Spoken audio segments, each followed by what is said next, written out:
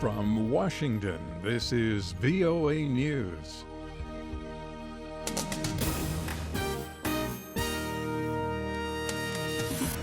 I'm Dave DeForest reporting there are reports that hundreds of rebels are preparing an offensive to seize control of the Syrian town of Jarablus, now under control of the Islamic State group. Turkey, which has been shelling the border town, vowed Tuesday to give full support to efforts to free it from IS forces. A rebel incursion into Syria from Turkey would likely result in a conflict with U.S.-backed Kurdish forces, who also want to force IS from the area but are opposed by Turkey. The State Department says Turkey has requested the extradition of U.S.-based cleric Fethullah Gulen, who was accused of involvement in a coup attempt earlier this year. Spokesman Mark Toner said the request was not related to the attempted coup, but to other issues for which Gulen was being sought by Turkish authorities. The request comes just ahead of a visit to Ankara Wednesday by U.S. Vice President Joe Biden. During the visit, Biden is expected to discuss the extradition request and other issues. The U.S. military says an American soldier died Tuesday as a result of wounds sustained during operations in Afghanistan's Helmand province. Another was wounded and is in stable condition. 6 Afghan soldiers were wounded in the operation near Lashkar Gah. The U.S. military has recently deployed about 100 troops to Lashkar Gah to assist Afghan forces in their bid to defend the besieged city. UN Secretary General Ban Ki-moon warned Tuesday that there are no global treaties to prevent biological weapons attacks. Speaking to the Security Council in New York, Ban said the world is not adequately prepared to deal with such an attack. He urged the Council to look at ways to strengthen Resolution 1540, which set up barriers to keep weapons of mass destruction out of the hands of non-state actors. This is VOA News.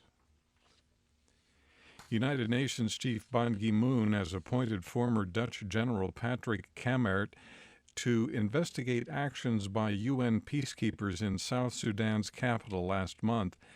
A spokesman says the inquiry will look into reports of attacks on civilians and sexual violence in Juba and whether UN forces responded properly to the incidents. Nigeria's Air Force Tuesday claimed to have killed Boko Haram leader Abubakar Shekau and several other high-ranking members of the group. A spokesman for the Nigerian Air Force says Shekau was fatally wounded in the shoulder when government planes bombed the Boko Haram jungle stronghold in the Sambisa forest Friday.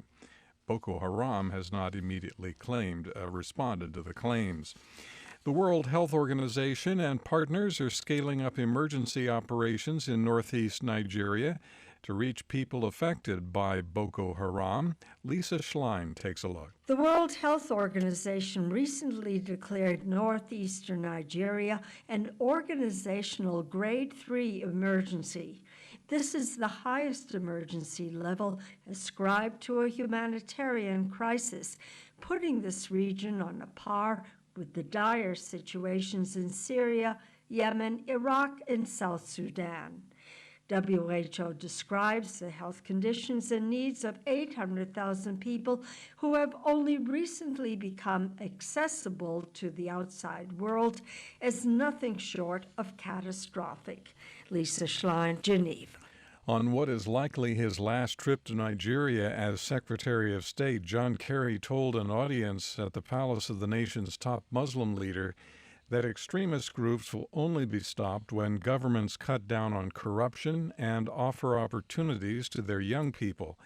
Kerry linked the fight against groups such as Boko Haram to Nigeria's long-running struggle to curb corruption that analysts say keeps most of its 170 million people living in poverty.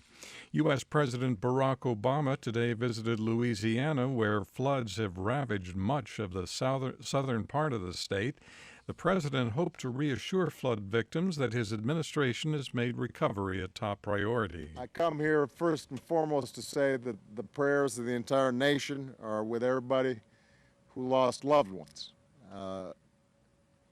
We are are heartbroken by the loss of life.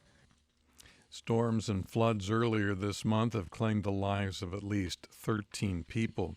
Republican presidential candidate Donald Trump has abandoned a call to deport all 11 million illegal immigrants living in the United States. Instead, Trump says he will send convicted criminals back to their home countries and handle other immigration residency disputes, much the way the country does now, but with greater urgency. Trump says he's not flip-flopping on the deportation issue and has not ended a vow to build a wall along the country's southern border. From the VOA News Center in Washington, I'm Dave DeForest. That's the latest world news from VOA.